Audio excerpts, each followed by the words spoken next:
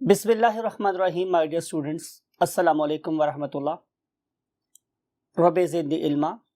और आपको मालूम है कि हम चैप्टर नंबर 13 स्टार्ट कर चुके हैं और आज उसका सेकेंड लास्ट लेक्चर है और आज हम पढ़ेंगे रेस्पिरेटरी पिगमेंट्स।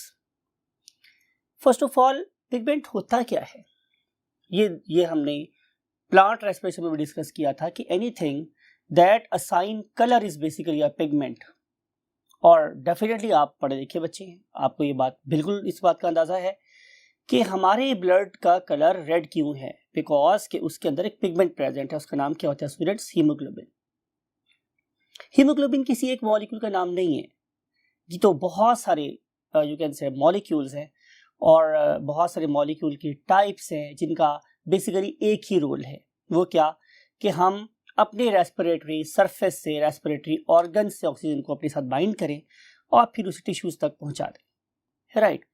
तो अगर आप अपनी बुक को स्टडी करेंगे तो आपको पता चलेगा कि बेसिकली आज हम दो मॉलिक्यूल्स की एक्टिविटी को सल्यूट करने जा रहे हैं।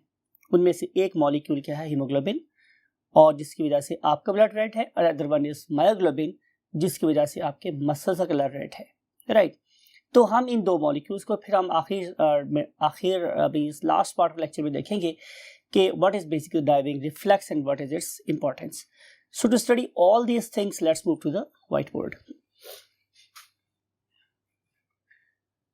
Yes, my dear students, we want to start with the hemoglobin, and you know this particular molecule hemoglobin. It is अगर मैं इसके कलर की बात करूं तो its color is definitely red, और it can exist in two different forms, यानी कि ये दो different form exist कर सकती है। नंबर वन कि ये प्लाज्मा में डायरेक्टली डिसॉल्व हो सकती है, ये प्लाज्मा में डायरेक्टली भी डिसॉल्व हो सकती है, और ये किसी सेल की सरफेस पे अटैच भी हो सकती है। और आपको पता है कि जिस सेल सरफेस के साथ ये अटैच है उनमें से जाहिर है एक सेल का नाम क्या है? आरबीसी और आरबीसीज, राइट। फिर हम देखेंगे कि इसकी अकरेंस, या फिर हम देखेंगे इसकी व्हाट अकरेंस। तो ये डेफिनेटली इंटेग्रल पार्ट है किसका? हमारे ब्लड का। It is an integral part of what? Blood. और जाहिर है या ये ब्लड में डायरेक्टली डिसॉल्व भी हो सकती है और या फिर ये आरबीसी का पार्ट भी हो सकती है। फिर आप लोगों को इसकी कंपोजिशन का भी पता है कि ये कंसिस्ट करती है 4 पॉलीपेप्टाइड्स पे, ठीक है। और आपको पता है कि हर पॉलीपेप्टाइड के साथ क्या अटैच होता है? एक हीम ग्रुप। कौन सा ग्रुप स्टूडेंट्स? Haem group. और आपको पता है कि हर हीम ग्रुप अपने साथ एक ऑक्सीजन का मॉलिक्यूल बाइंड कर सकता है। मैं बात कर रहा हूं +O2, ऑक्सीजन को बाइंड कर सकता है। इसका मतलब ये होगा कि अगर आप लोगों के पास एक हीमोग्लोबिन का मॉलिक्यूल है तो चूंकि उसके पास 4 हीम ग्रुप्स हैं तो वो अपने साथ 4 ऑक्सीजन के मॉलिक्यूल या 8 ऑक्सीजन के एटम बाइंड कर सकता है, राइट। ये 8 ऑक्सीजन के क्या हैं? एटम्स हैं, ये बाइंड कर सकता है। और अगर मैं बात करूं किसकी? इसकी नीड की, तो जाहिर है इसका फंक्शन सिर्फ ये है कि ये ट्रांसपोर्ट करेगी किसको? ऑक्सीजन को from the respiratory surface to the oxidising cells, right. आपके ऑक्सीडाइजिंग सेल को O2 चाहिए तो ये O2 कौन सप्लाई करेगी? जाहिर है आपके ऑक्सीजन। फर्ज कर लेते हैं कि अगर आपका 100 ml ब्लड किसके साथ प्रोवाइडेड है? हीमोग्लोबिन के साथ, तो ये सप्लाई कर सकता है कितनी? 75 ml ऑक्सीजन, राइट। लेकिन अगर आप लोगों के पास हुआ क्या students? 100 ml blood without oxygen, ठीक है। हम बात कर रहे हैं विदाउट O2, तो ये सिर्फ से हमें सप्लाई करेगा 1 ml ऑफ ऑक्सीजन। इसका मतलब ये हुआ कि ऑक्सीजन हमारे ब्लड की हीमोग्लोबिन हमारे ब्लड की ऑक्सीजन कैरिंग कैपेसिटी को 75 टाइम्स ज्यादा कर देता है। So look at the importance of this very great molecule कि अगर आप लोगों के पास 100 ml वाटर हो या ब्लड हो विदाउट हीमोग्लोबिन तो वो सिर्फ 1 ml O2 ट्रांसपोर्ट करेगा, लेकिन अगर आप लोगों के पास 100 ml ब्लड हुआ किसका हीमोग्लोबिन के साथ तो ट्रांसपोर्ट हो रही है 75 ml O2। तो 75 टाइम्स मोर एफिशिएंट है मेरा ब्लड विद हीमोग्लोबिन और 75 टाइम्स लेस एफिशिएंट है विदाउट हीमोग्लोबिन। सो डेफिनेटली तो कज़ीबान, तो आप इस मॉलिक्यूल की भी रोल और इंपॉर्टेंस को देखें, क्या तरह ने इस मॉलिक्यूल से कैसे हमारी एनर्जी डिमांड को पूरा करवाया है। राइट, अब हम चलते हैं इसकी रोल को। तो डेफिनेटली उन तमाम की तमाम सेल्स की मैं बात कर रहा हूं कि जो एरोबिक रेस्पिरेशन करते हैं, जो क्या कर रहे हैं एरोबिक रेस्पिरेशन, उनके लिए ये वाला मॉलिक्यूल क्या होगा, जाहिर है most important, right, most important molecule होगा। अगर O2 नहीं है तो मेरे सारे एरोबिक रेस्पिरेशन करने वाले सेल्स दे विल वर्क सब नॉर्मली और they will not work at all. ठीक है, अब हम चलते हैं नंबर 2 मॉलिक्यूल, उसका नाम क्या है मेरे पास, myoglobin. Let's move to the next 1/3 of the word. Myoglobin, this very marvellous molecule myoglobin. हम सबसे पहले इसकी अकरेंस की बात करेंगे कि यह कहां पाया जाता है। तो आंसर है it occurs in muscle cells. और आपको यह बात पता है कि हमारे पास 3 किस्म के मसल सेल्स हो सकते हैं, या तो वो स्केलेटल मसल्स हैं, और या फिर ये कार्डियक मसल्स हैं, और या फिर ये मेरे स्मूथ मसल्स हैं। Right, look at this image. इसमें आपको नजर आ रहा है कि स्केलेटल मसल्स मेरे ढांचे से अटैच है, मींस मेरे स्केलेटन से अटैच है। Cardiac muscles they are making my heart, और जो स्मूथ मसल्स हैं they are present in my arteries and veins and you can say what, GIT और गट। तो स्मूथ मसल्स में, कार्डियक मसल में, स्केलेटल मसल में सब जगह ये वाली प्रोटीन पाई जाती है। Next we want to see why its name is myoglobin. तो आपको पता है कि जहां भी हम वर्ड यूज करते हैं मायो, इसका मतलब होता है मसल, राइट। तो ये वाली प्रोटीन चूंकि हमारे सिर्फ मसल्स में पाई जाती है, इसीलिए हम लोग इसे मायोग्लोबिन का नाम देते हैं, right my dear students. Then we want to see its role. ये बड़ी इंपॉर्टेंट बात है, ये इतनी इंपॉर्टेंट बात है कि आप लोगों को एग्जाम में वो दोनों बदल आ सकती है जो आपको शायद मेडिकल कॉलेज में ले जाए। सो इस रोल को आप बड़े गौर से समझिएगा। लुक एट दिस, ये थे स्टूडेंट्स आप लोगों के पास क्या लंग्स, लंग्स में से हमने क्या बनाई HbO2, ये क्या है haemoglobin, it is not myoglobin, ये हीमोग्लोबिन है। Now it is transporting through the blood to the muscle cells, right. और आपके मसल्स का जो मेटाबॉलिज्म है वो कैसा है माय डियर स्टूडेंट्स, एरोबिक। और मैंने क्या बोला था कि एरोबिक रेस्पिरेशन के लिए हमें जाहिर है O2 की जरूरत है, राइट। तो क्या होगा कि इस पर्टिकुलर HbO2 से ऑक्सीजन डायरेक्टली सेल की मेटाबॉलिक मशीन को नहीं मिल रही। इंपॉर्टेंट बात है ये, इस ऑक्सीहीमोग्लोबिन से ऑक्सीजन डायरेक्टली सेल के मेटाबॉलिज्म को नहीं मिल रही, बल्कि वो सबसे पहले एक इंटरमीडिएट मॉलिक्यूल के पास जा रही है और उसका नाम क्या है, MB, दैट इज मायोग्लोबिन। यानी कि haemoglobin will hand over its oxygen to myoglobin to convert it into oxymyoglobin, और फिर ये वाला ऑक्सीमायोग्लोबिन इस ऑक्सीजन को अपने साथ टेम्परेरीली, ठीक है, टेम्परेरीली क्या कर लेता है, बाइंड कर लेता है, स्टोर कर लेता है या सेव कर लेता है। और फिर ये वाला MbO2 जब रिक्वायर होगा मेरे मसल मेटाबॉलिक मशीन को, मसल मेटाबॉलिक मशीन को क्या प्रोवाइड करेगा, ऑक्सीजन, राइट। तो इसका ऐसा काम फिर क्या हुआ है कि इंटरमीडिएट के तौर पे काम हुआ, मिडिल मैन की तरह से काम किया कि इसने ऑक्सीजन हीमोग्लोबिन से ली और फिर हमारी मसल मेटाबॉलिक मशीन को दे दी। और अगर हम देखें तो इस पर्टिकुलर MbO2 का स्ट्रक्चर क्या है, तो आंसर आएगा कि unlike haemoglobin it consists of just one polypeptide. What was the number of polypeptides in hemoglobin? Excellent, 4. Haemoglobin में 4 पॉलीपेप्टाइड्स है, लेकिन इस वाले केस में देयर इज ओनली 1 पॉलीपेप्टाइड, मेरे पास सिर्फ एक पॉलीपेप्टाइड है। और इसका मतलब ये होगा कि अब यहाँ पे 4 हीम ग्रुप नहीं है, बल्कि यहाँ पे सिर्फ एक हीम ग्रुप है, राइट। और जब मैं एक हीम ग्रुप की बात करूंगा तो इसका मतलब ये होगा कि ये अपने साथ सिर्फ और सिर्फ एक ऑक्सीजन का मॉलिक्यूल बाइंड कर सकता है। वो कितने कर सकता था? 4 ऑक्सीजन मॉलिक्यूल। ये कर सकता है सिर्फ 1 ऑक्सीजन मॉलिक्यूल। लेकिन अल्लाह रब्बुल इज्जत की यहाँ पे आप आर्किटेक्चर को देखें कि अल्लाह रब्बुल इज्जत ने जहाँ पे जो चेंज करवाई है वो क्या है? एफिनिटी की। भाई देखें, अगर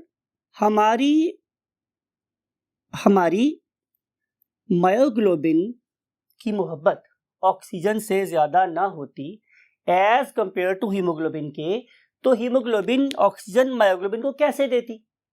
तो अल्लाह ने क्या किया? अल्लाह ताला ने मायोग्लोबिन का लव फॉर ऑक्सीजन हीमोग्लोबिन के लव से बढ़ा दिया। देयरफॉर जब भी हीमोग्लोबिन ऑक्सीजन लेके मसल के पास आती है तो चूंकि उसकी एफिनिटी मायोग्लोबिन से कम है तो ऑक्सीजन इस हीमोग्लोबिन से डिसोसिएट होकर फौरन मायोग्लोबिन से मिल जाती है, राइट। तो हम कह सकते हैं कि affinity of myoglobin for oxygen is greater than, किससे ज्यादा है? Than haemoglobin. Therefore haemoglobin readily released and taken up by the myoglobin। जब आप लोगों का मसल नॉर्मल एक्टिविटी कर रहा होता है तो क्या होगा? ऑक्सीजन आहिस्ता से सप्लाई हो रही होती है। लेकिन जो ही आप लोग क्या करते हैं, आप स्ट्रेनस एक्सरसाइज में जाते हैं। स्ट्रेनस का मतलब होता है कि आप लोगों ने बहुत जोर लगा एक्सरसाइज कर ली है, तो आपको पता चलेगा कि अब आप लोगों की ऑक्सीजन डिमांड ज़्यादा हो गई है, तो हमारी मायोग्लोबिन भी सूटेबल नहीं रहती या सफिशिएंट नहीं रहती किसके लिए? एरोबिक रेस्पिरेशन के लिए। तो हमारा मसल फिर एन एरोबिक रेस्पिरेशन स्टार्ट कर देता है। वहाँ पे प्रोड्यूस करवाएगा व्हाट? Lactic acid. और जो ही लैक्टिक एसिड प्रोड्यूस होगा तो हमने पढ़ा था कि हमारे मसल में हो जाएगी फटीग, और ये हमारे मसल को करना शुरू कर देगी डैमेज, और ये बताएगी कि no it is the limit. अगर आप इससे ज़्यादा काम करोगे तो आपके मसल को डैमेज होना शुरू हो जाएगा। तो ये एक एरर सिग्नलिंग का काम भी करवा रही। That's it for haemoglobin and myoglobin. और अब हम चलते हैं आज के आखिरी टॉपिक की तरफ, जिसका नाम मेरे पास क्या है? Diving reflex. हम स्टडी कर रहे हैं आज का लास्ट टॉपिक, और टॉपिक का नाम है व्हाट? Diving reflex. अब इस पर्टिकुलर टॉपिक में हम लोगों को 2-3 बातें ज़ाहिर है बहुत ज़्यादा कॉन्सेंट्रेट करनी है, जिनमें सबसे पहली बात यह है कि डाइविंग रिफ्लेक्स की अक्रेंस कहाँ है। मीन्स किन ऑर्गेनिजम्स में डाइविंग रिफ्लेक्स स्टार्ट हो सकता है। तो आंसर ये है माय डियर स्टूडेंट्स कि ये स्टार्ट होता है in organisms that live in water. Means कि वो क्या है? एक्वेटिक एनिमल्स हैं। अब आपको ये बात याद है कि हमारे वाटर में 2-3 चीजें सोर्स ऑफ ऑक्सीजन हो सकती हैं। उनमें से एक चीज मेरे पास क्या थी स्टूडेंट्स? Skin, right. और नंबर 2 मेरे पास क्या था? गिल्स। और नंबर 3 थिंग्स मेरे पास क्या है? Lungs, right. गिल्स और स्किन, ये दोनों की दोनों चीजें कॉन्स्टेंटली वाटर में से ऑक्सीजन को हार्वेस्ट कर सकती हैं। लेकिन जहां तक लंग्स की बात है तो लंग्स को हम लोगों ने एयर से फिल करना होता है। Lungs can harvest oxygen only from air. तो इसका मतलब ये होगा कि डाइविंग रिफ्लेक्स उन ऑर्गेनिज्म में स्टार्ट होगा कि जिनके पास लंग्स रेस्पिरेटरी ऑर्गन है। Can you name any organism कि जो पानी में रहता हो और वो लंग्स से वो अपनी एयर से लंग्स को फिल करता हो? तो डेफिनेटली आप आंसर देंगे कि sir it should be a mammal, because fishes के पास तो गिल्स होते हैं, और गिल्स तो सबसे ज्यादा एफिशिएंट ऑर्गन है।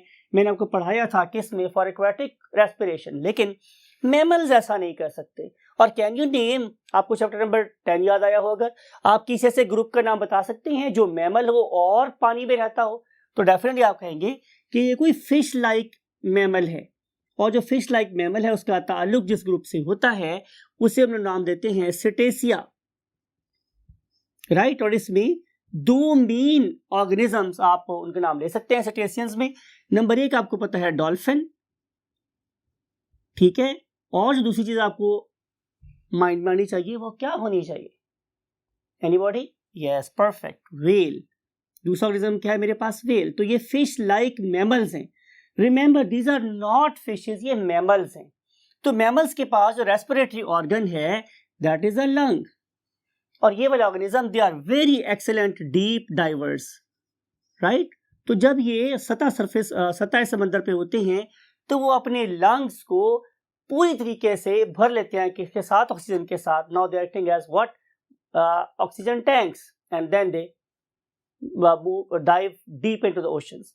जब वो डीप जाएंगे तो पहली बात तो ये है कि उनके अंदर लंग्स का वॉल्यूम ज्यादा होना चाहिए ताकि वो ज्यादा ऑक्सीजन अपने अंदर एब्जॉर्ब कर सकते हो। तो डेफिनेटली इनका वॉल्यूम जो लंग्स का है वो नॉन डाइवर की निस्बत बड़ा है।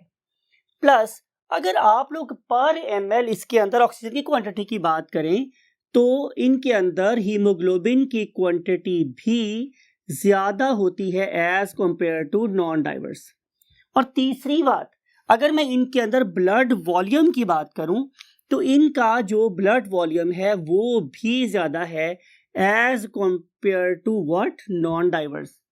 इन सारी चीजों की वजह से इनके पास ऑक्सीजन को रखने की जो एबिलिटी है वो बहुत ज्यादा है। लेकिन इंपॉर्टेंट बात यह है कि ये सारी बातें भी उन ऑर्गेनिजम्स को बहुत हाई प्रेशर में ऑक्सीजन सप्लाई नहीं कर सकती। तो जब वो बहुत ज्यादा डेप्थ में चले जाते हैं और डेप्थ में चले गए और टाइम गुजर गया क्या? More than 2 hours. It's a huge time for mammals, ये बहुत ज्यादा टाइम है। You can not survive more than 2 minute without oxygen. लेकिन इन एनिमल्स ने एक एडेप्टेशन की कि वो 2 घंटे तक भी अगर समंदर के अंदर रहें तो दे कैन सर्वाइव। अब सवाल ये है कि वो 2 घंटे गुजरने के बावजूद अपने आप को कैसे जिंदा रखते हैं? तो answer is by triggering a reflex that is called as diving reflex.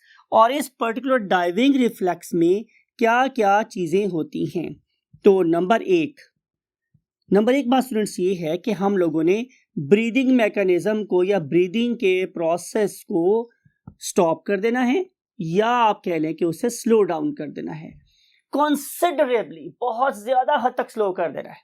Number 2 बात ये है कि हम लोगों ने इन वाइटल, वो वाले ऑर्गेनिज्म जो वाइटल नहीं है या नॉन वाइटल ऑर्गन्स को हम लोगों ने ब्लड सप्लाई कैसी कर देनी है? कट ऑफ, या फिर उसे कर देना है मिनिमम, राइट।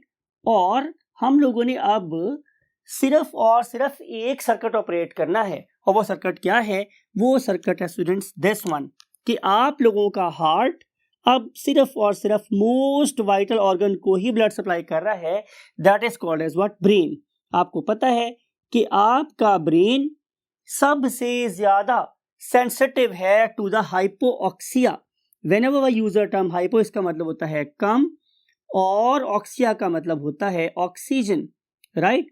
तो ये हाइपोक्सिया के केस में ब्रेन डैमेज हो सकता है। हाइपोक्सिया में ब्रेन हमारा डैमेज हो सकता है। तो नेचर ने क्या फैसिलिटी दी है कि भाई बहुत ज्यादा स्कार्स ऑक्सीडेशन में, स्कार्स का मतलब बहुत कम ऑक्सीजन में भी आप लोगों के हार्ट को, ब्रेन को O2 सप्लाई करनी है।